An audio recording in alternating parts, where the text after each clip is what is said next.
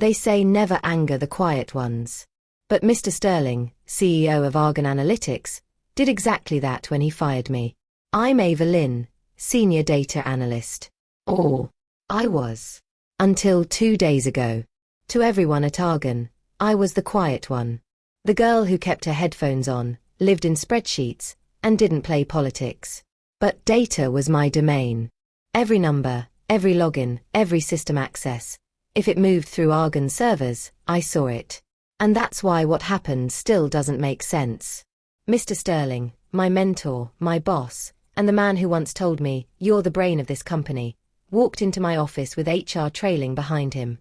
He didn't even look me in the eye.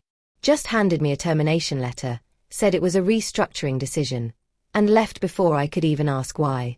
I sat there staring at the letter, watching the Argon logo at the top blur behind tears I didn't want to shed.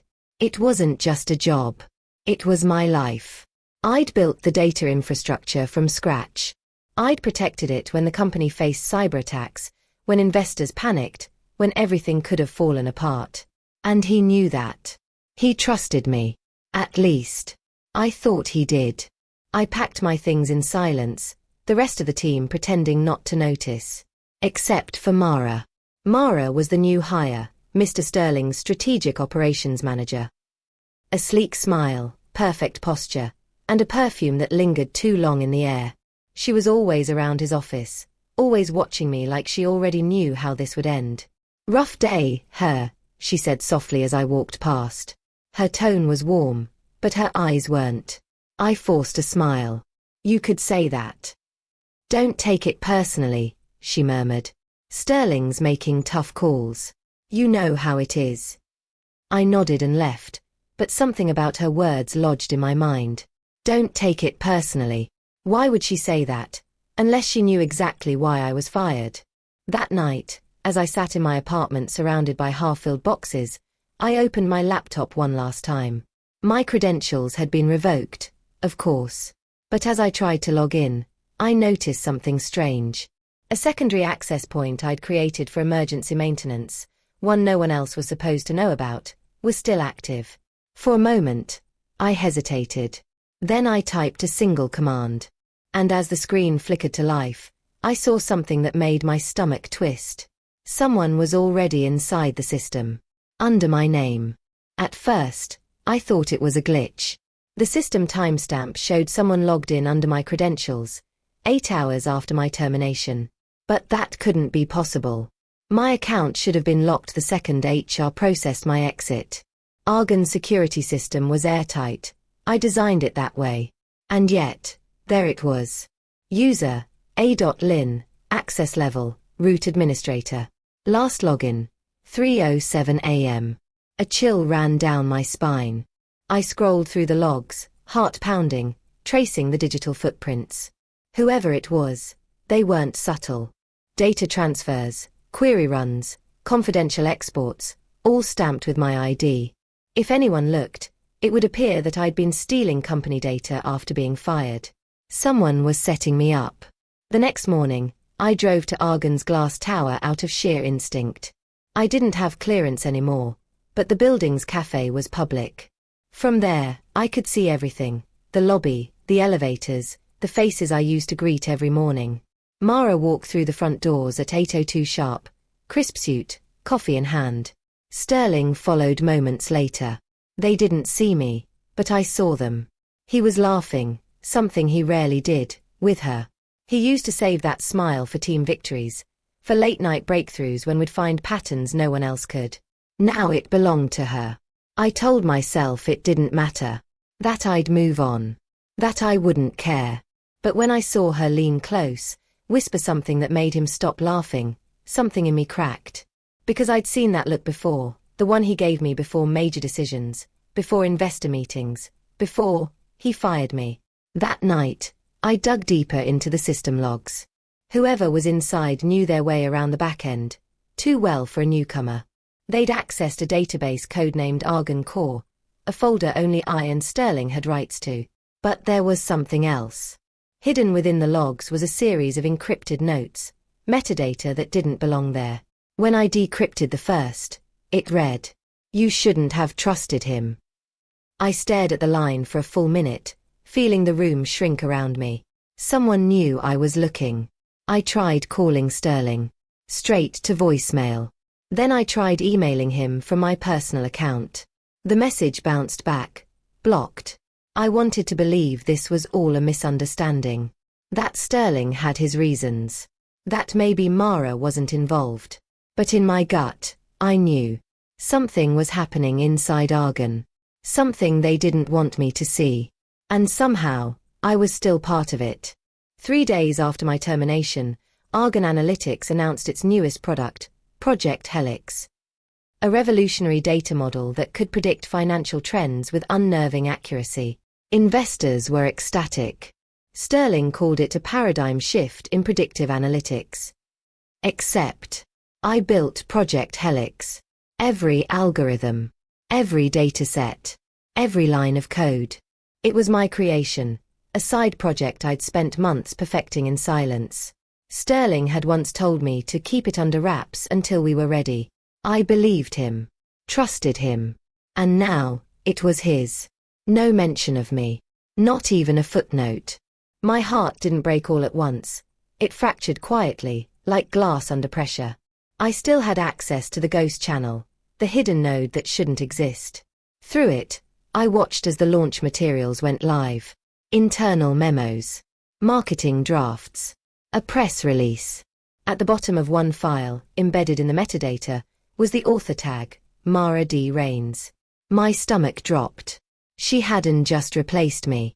She'd taken credit for my work. And Sterling, he'd let her. I couldn't breathe. My cursor hovered over the System Access tab. If what I suspected was true, then Sterling hadn't fired me because of restructuring.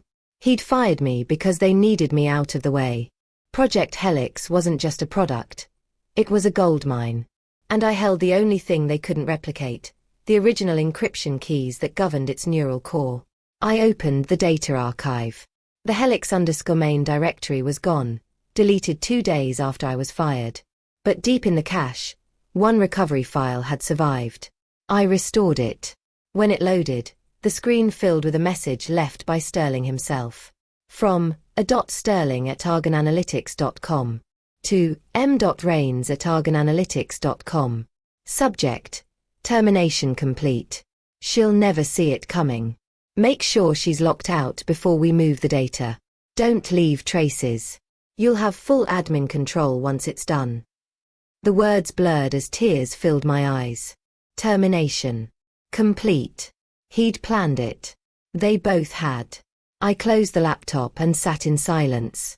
My heart wasn't just broken. It was stripped bare. The betrayal was total. I'd given that company everything. My trust, my brilliance, my loyalty, and in return, they'd erased me. But as the quiet settled around me, something else took its place. Focus. I wiped my tears and stared at the reflection on my dark screen. My own eyes stared back, cold, steady, unflinching. If they thought I was gone, they were wrong. Because I still controlled the backup systems, the audit trails, the data access. And I was going to make them regret underestimating the quiet one. For 2 days, I didn't move. My apartment was a museum of defeat, half-packed boxes, cold coffee cups, and the faint hum of my muted laptop. Every time I closed my eyes, I saw Sterling's email replaying in my mind, termination complete. That phrase ate at me. The finality of it. The arrogance. The way he dismissed me like I was just another dataset to delete. By day 3, I'd stopped crying.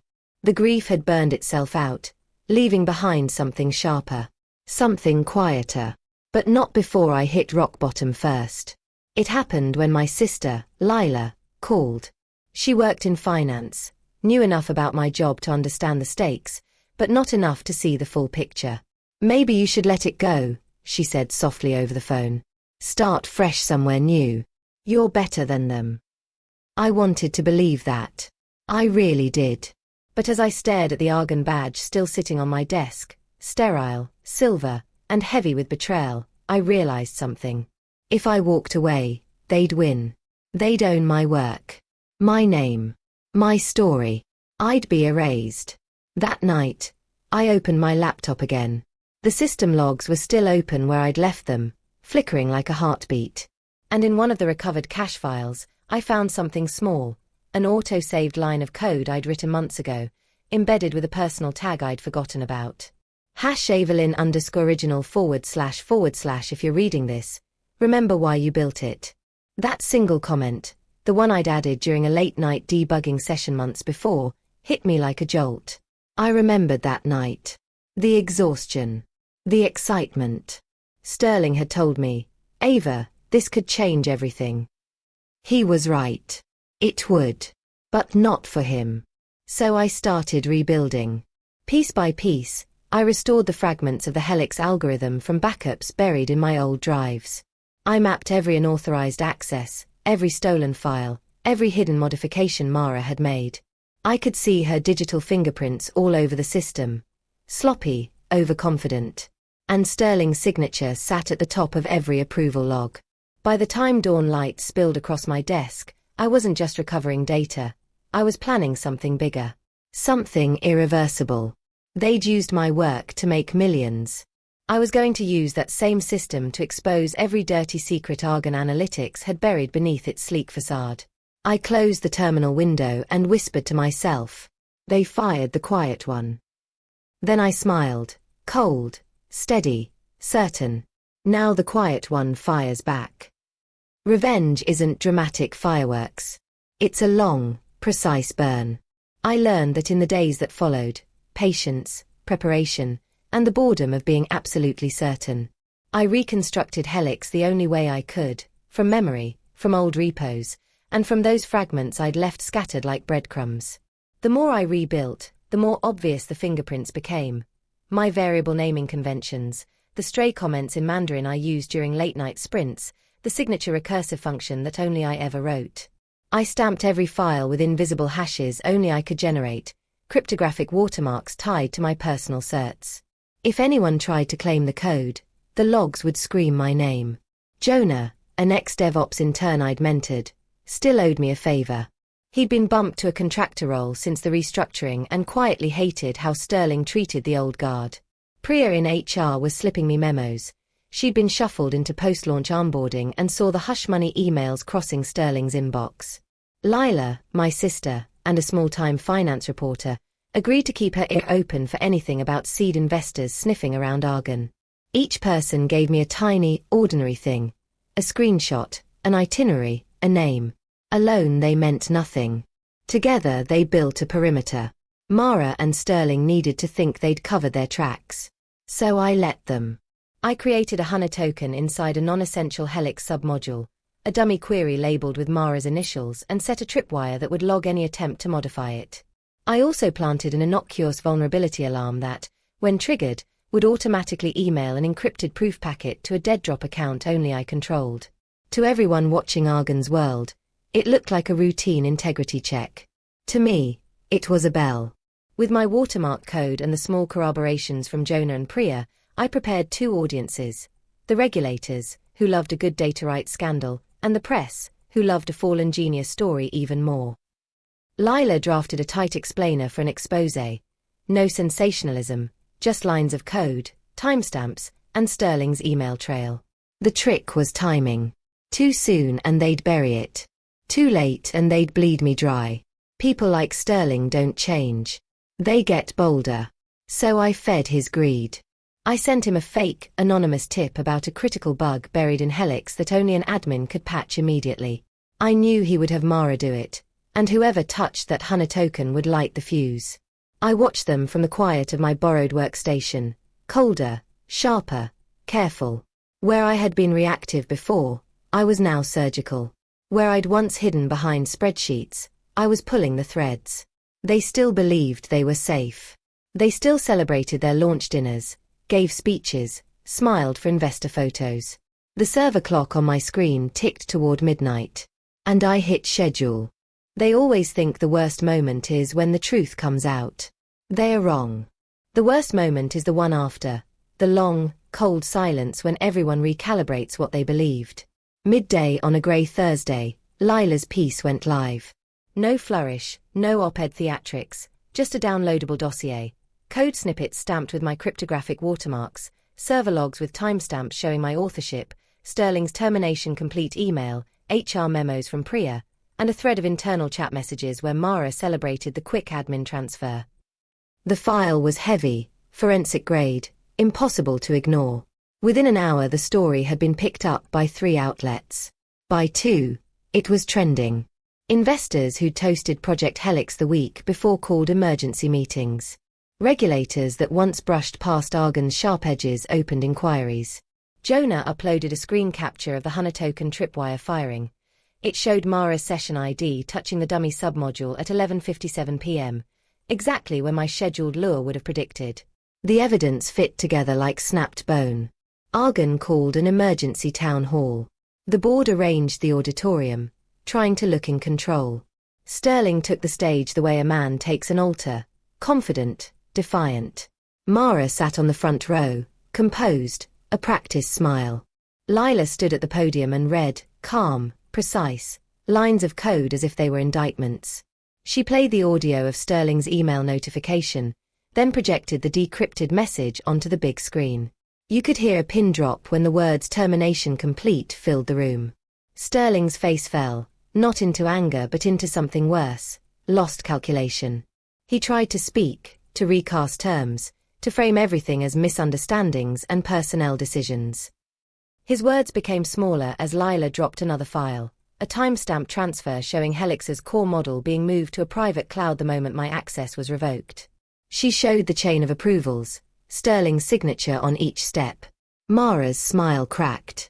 Someone from legal whispered her name. Priya's HR memos, previously anonymous, appeared on screen, documenting payments and consulting invoices tied to shell accounts. The room scuttled, whispers turned into murmurs, then into the metallic hum of phones recording. The board chairman stood, pale, and called for an immediate audit. Investors demanded freezes. Within hours, regulators had issued a preservation order. Argon's stock, propped up by press releases 2 days earlier, began to wobble. Calls to Sterling's office went unanswered. The camera caught him turning, looking past the podium as if searching for an escape that didn't exist. Mara left first, a measured stride that dissolved into a run by the elevator. Security escorted her out, the footage of her carrying a USB, taken from a hallway camera and then replayed for the room, was merciless. When the chairman finally addressed the auditorium, his voice was steady but hollow. He announced an independent investigation, an immediate suspension for Sterling pending inquiry, and a halt to all Helix commercialization. The words hung, bureaucratic and absolute.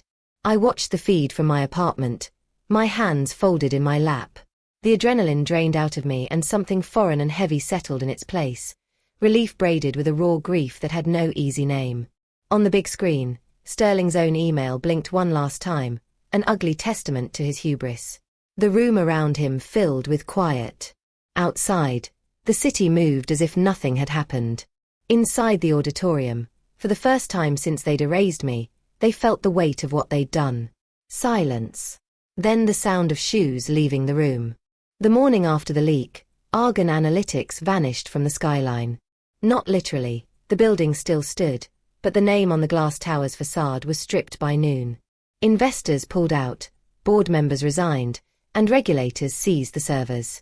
The empire Sterling built on stolen brilliance collapsed faster than I thought possible. And him. He tried to fight it, of course. Claimed defamation. Insisted that I'd hacked my way back in, that I was the traitor. But the digital signatures were undeniable. His approvals, his timestamps, his own emails. Mara flipped first. She traded testimony for immunity. When her statement hit the public record, it ended Sterling's last offense. The same charm he used to manipulate everyone turned to ashes under cross-examination.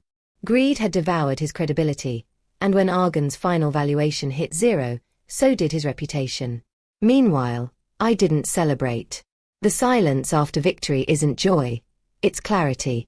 For months, my world had revolved around retribution, every heartbeat syncing with the rhythm of revenge. Now, with Sterling ruined and Helix returned to its rightful name, mine, I was left with the echo of who I used to be. I moved my desk to the window, opened the curtains I'd kept shut for weeks, and watched the city come alive again. Jonah found a new role at a small analytics startup I helped fund quietly. Priya left HR to teach business ethics. She said the irony made her smile. And Lila's article? It won her an investigative journalism award. She called me that night, laughing. Looks like you finally made headlines, sis. You always said you'd make data talk. She was right. I did. Just not the way I expected. A month later, a letter arrived, unmarked, unsigned. Inside was Sterling's resignation notice from the board and a single sentence in his handwriting. You were always the smarter one. No apology. No remorse. Just acknowledgement. And somehow, that was enough. I closed my laptop, backed up my files, and wiped the old drives one last time. Helix would live again, but this time under my full control, rebuilt for something better. Transparency. Accountability. The things I once thought only existed in mission statements. I looked out the window and whispered to the skyline. They fired the quiet one. Now the world listens when she speaks. Soft pause. Betrayal doesn't destroy you. It redefines you. It shows you what kind of person you become when everything you built is stolen. So tell me, have you ever trusted someone who used that trust against you? What did it teach you? Share your story in the comments. Speech balloon. And if you want to hear the next revenge story, subscribe. Because sometimes, silence isn't weakness. It's the sound of power waiting to be heard. Briefcase fire.